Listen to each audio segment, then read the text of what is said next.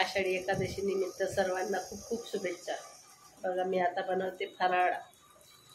हे बघा मी याच्यात घेतलाय आलू, हा शिरा बनवायचा आहे याचा, आणि हा घेतलाय पाक, शेंगदाण्याची पापडी बनवायची आहे, हा साबुदाणा वडासाठी, हे शेंगदाणा घेतलाय पापडीसाठी।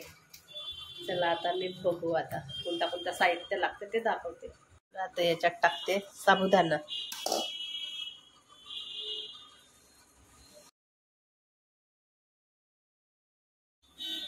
याच्यात टाकते शेंगदाण्याचा कूट,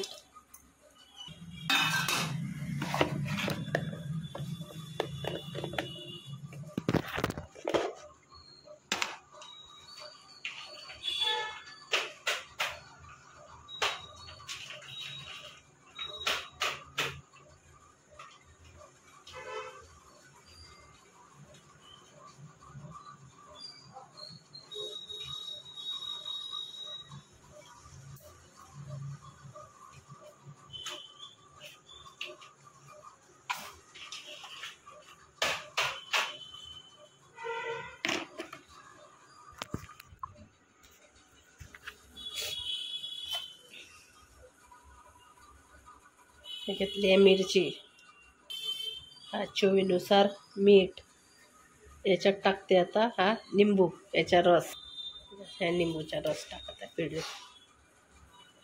पास्ता पण तयार झाला, हे पापडी झाली, हे वडे झाले, आणि हा आलूचा शिरा पण झालेला आहे। या सगळ्याची नाश्ता करायला।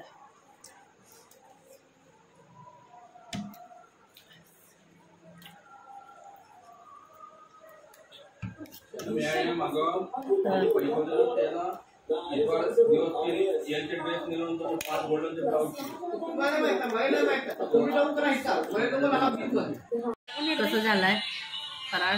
चांगला झालाय, छान। या तुम्ही पण नाश्ता करायला। आमचं चालू आहे फराळ करणं, पापडी शेंगदाण्याची।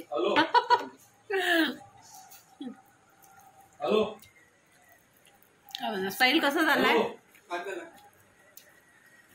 मस्त मज्जा आहे खाण्याची।